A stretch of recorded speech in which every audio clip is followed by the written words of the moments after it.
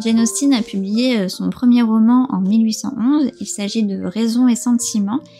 Et on y suit l'histoire d'Elinor et Marianne d'Ashwood qui ont été injustement privées d'un héritage et qui sont contraintes de quitter le Sussex pour partir dans le Devonshire.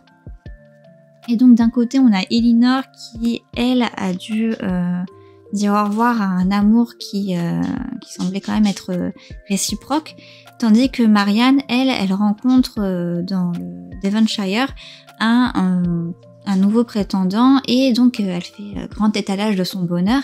Donc il y a une petite balance entre les deux personnages qui, d'un côté, il y en a une qui essaye d'être très raisonnable, de cacher ses sentiments, de garder vraiment tout ça pour elle, son chagrin, tandis que il y a Marianne de l'autre côté qui, comme je l'ai dit, fait grand étalage de son bonheur parce que elle est super heureuse d'avoir rencontré quelqu'un.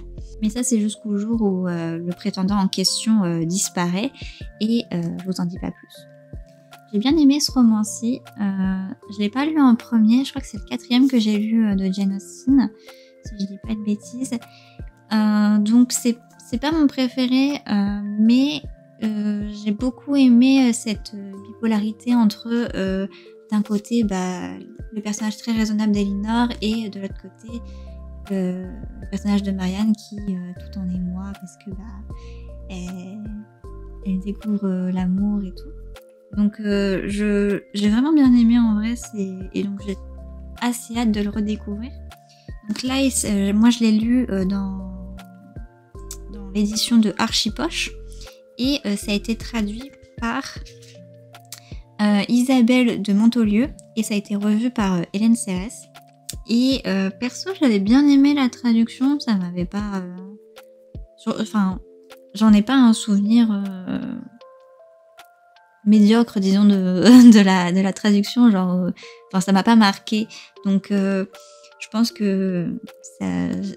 Si je m'en souviens avec bien, c'est que quand même la traduction faisait que ça fonctionnait. Donc voilà, ça c'est celui que j'ai lu il y a 4-5 ans. Et du coup cet automne j'ai envie de la redécouvrir avec l'édition de chez Thibert. Il est vraiment magnifique avec son dos toilé d'un très joli jaune, sa couverture illustrée par Margot Motin et il y a même un petit peu de vernis sélectif sur la couverture. Et à l'intérieur, on trouve une superbe mise en page avec des marges extérieures toujours décorées. Vraiment, j'aime beaucoup le travail éditorial réalisé sur cette collection de classiques illustrés. Et de temps à autre, on tombe sur une petite scénette humoristique réalisée par l'illustratrice Margot Motin. Et je trouve que c'est vraiment un magnifique ouvrage qui mélange ancien et moderne avec d'un côté le beau livre et de l'autre les illustrations de Margot Motin qui viennent ajouter une petite touche de modernité à l'ouvrage. Et c'est une traduction de Pierre Goubert. C'est pas une traduction libre de droit parce que chose à savoir c'est que quand une traduction tombe dans le domaine public, elle est gratuite. Donc il y a beaucoup c'est pour ça qu'il y a beaucoup de classiques qui sont réédités à foison qu'on retrouve dans les librairies. En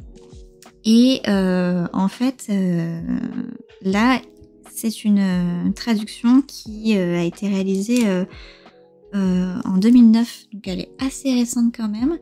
Et par exemple là les éditions de Thibert ont racheté les droits à Gallimard et donc ça veut dire que si vous ne voulez pas un magnifique livre comme ça, vous pouvez retrouver cette traduction mais du coup sans les illustrations de Margot Motin bien sûr dans les éditions Folio ou même la Pléiade du coup, mais ça dépend du budget quoi. Donc voilà, et du coup moi j'ai trop hâte j'ai vraiment hâte de découvrir cette traduction et puis même cette édition en tant que telle, parce que j'ai pas trop pris le temps de regarder un peu les illustrations parce que j'avais pas envie de tout me divulgacher.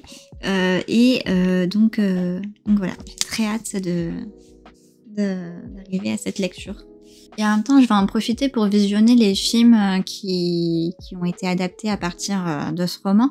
Et j'ai vu qu'il y en avait un 1995 avec Hugh Grant qui joue aussi dans Bridget Jones.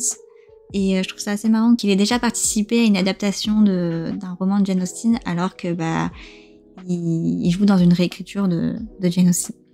Et il y en a aussi un de 2008.